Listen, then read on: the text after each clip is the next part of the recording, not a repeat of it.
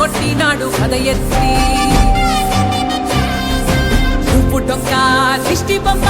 పచ్చడొంక చూసి దిష్టి పెడితే వెల్లుల్లి రప్పల్ల చెప్పలిసి నూనె తిండినాడు రో గుండెత్తి